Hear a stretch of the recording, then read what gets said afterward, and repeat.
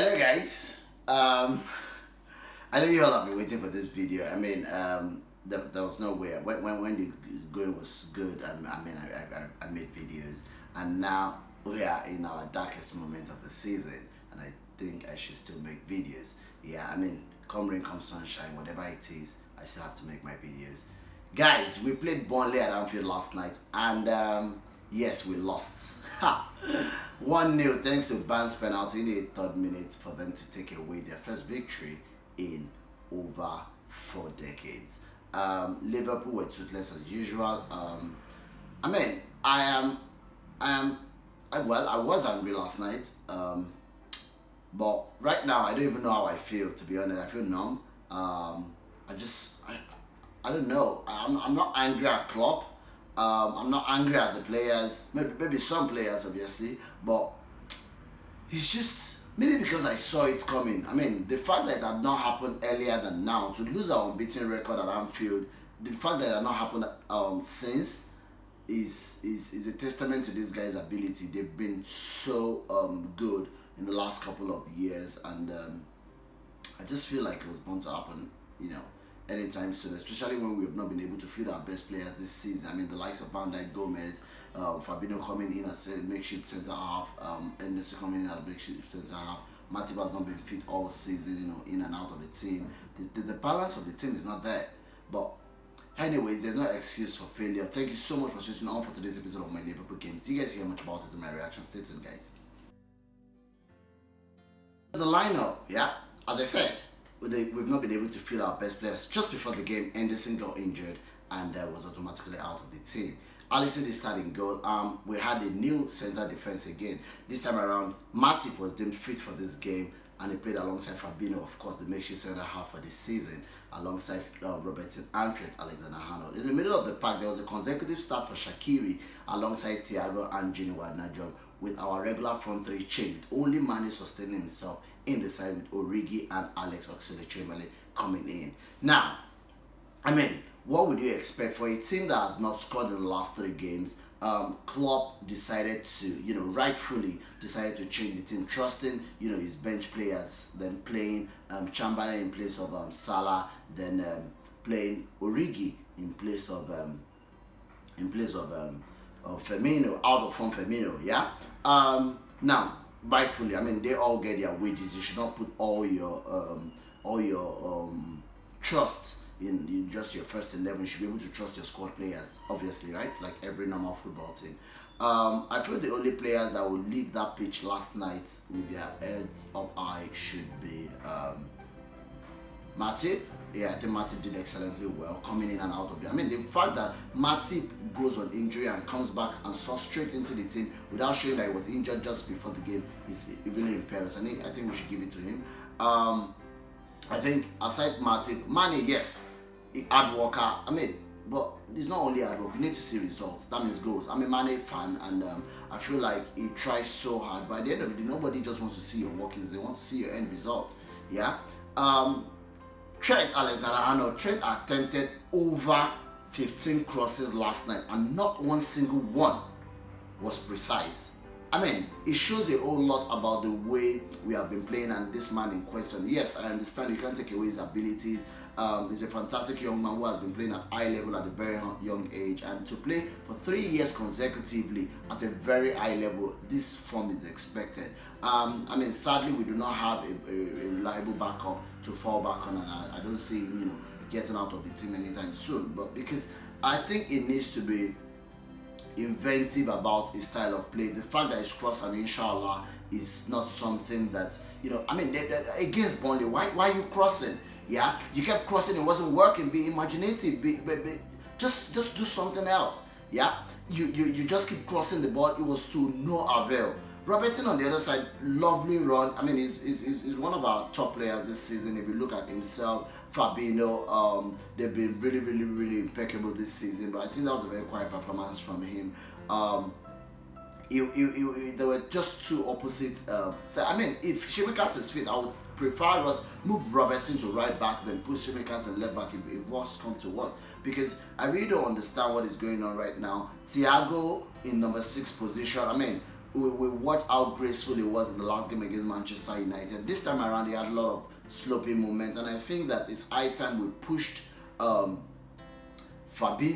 back to the midfield. Yeah, I mean, especially the likes of Van Dijk and Gomez, with their pictures surfacing on the internet yesterday, showing that these guys are back in training, and hopefully they will get back into the team very, very, very, very soon. Yeah, I think Fabinho and Thiago will do very well in the middle of the park, because last night was a shadow of themselves, including Gini White. Now they had an amazing Gini Messi run, but to no avail. It was nothing to write home about, because we did not score. In the last 4 games we have had 87 shots and we have not scored 1 goal. I mean, I don't understand, for a free scoring side that our defense was a problem. Now to score is now a problem. Yeah, and I don't know what exactly we need to do. I mean, to appeal to club to play Taki Minamino, because Minamino scored in the game against Crystal Palace and he has not appeared since then. As in, he has not started the game since then.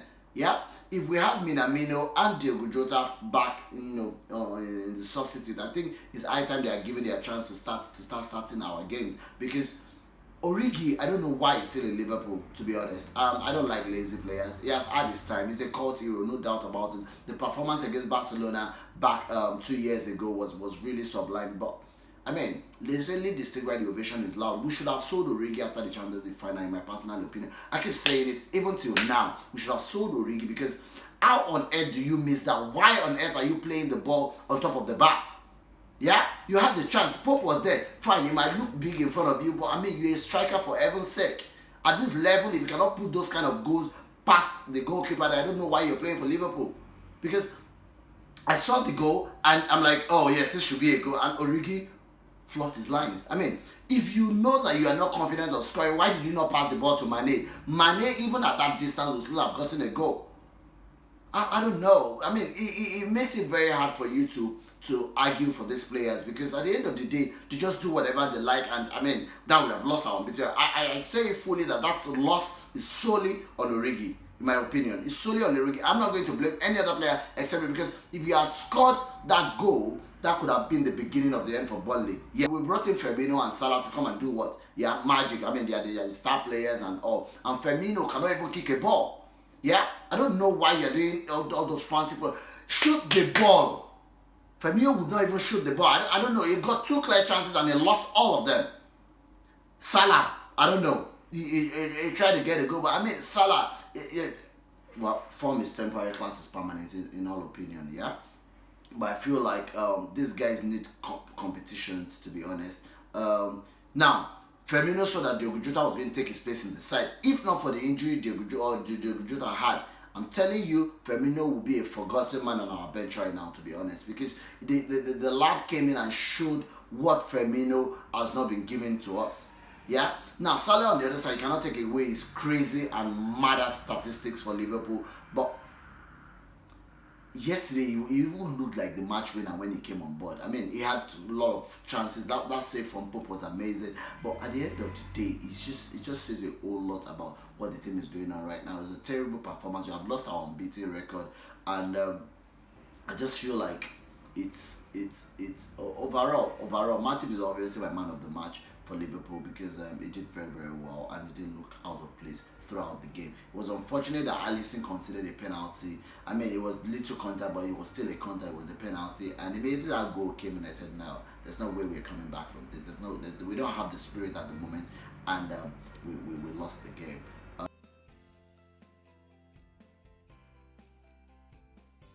If that was against us, they would have blown a penalty for that handball. I don't know, understand ball to hand to ball or this thing. I don't get it.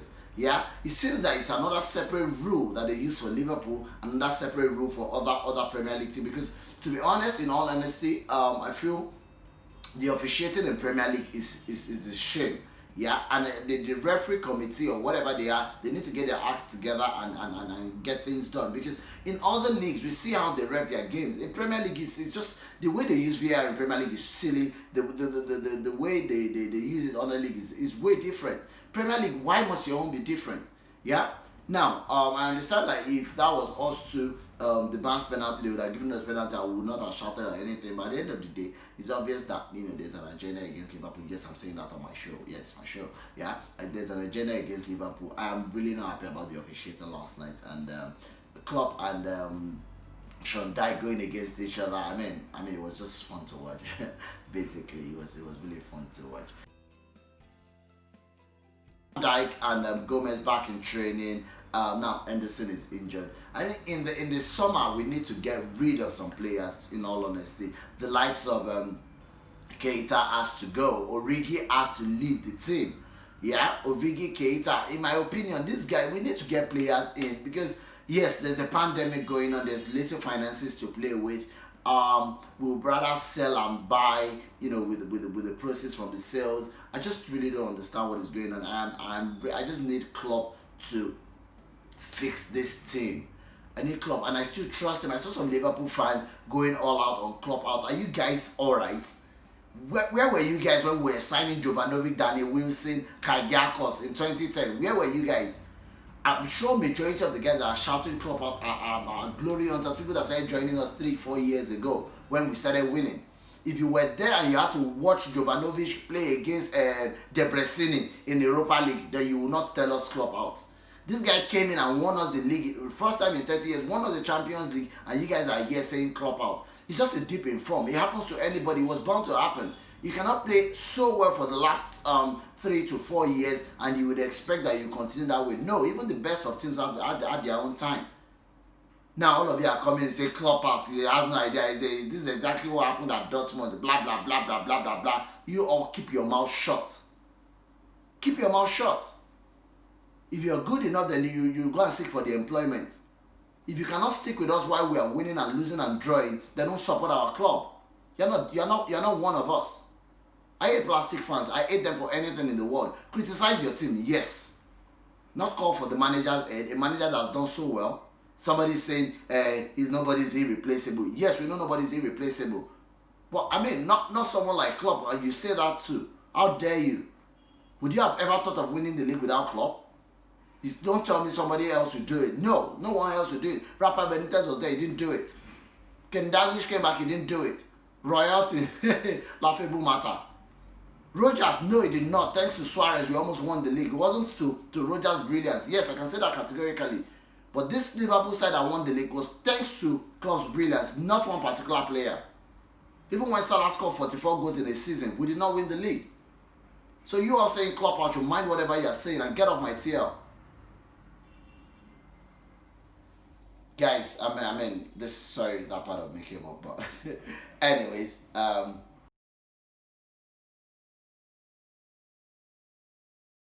against Manchester United in the FA Cup. I think it's a well-needed break from the league action, and we'll be back. We'll be back. I can categorically say that for the next 19 games in the league, we'll be back.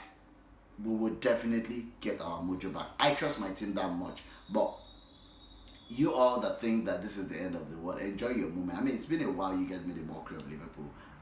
Enjoy it while it lasts, to be honest. We're playing against Manchester United in the FA Cup, and hopefully, whether Klopp feels a strong team or a weakened team, we shall watch it like that. Anyways, guys, thank you so much for switching on for today's episode of my Liverpool Games. Don't forget to subscribe, don't forget to turn on your notifications, don't forget to follow me on Twitter on @09, don't forget to follow me on Instagram, Anfield Bloodline. I'll see you guys again after the game against Manchester United. Yes, my brother has been truly missing last night. Anyways, hopefully when we play against Manchester United, if we win or lose, I'm probably going to have my brother in the studio. Anyways, guys, take care of yourself. See you guys. Bye.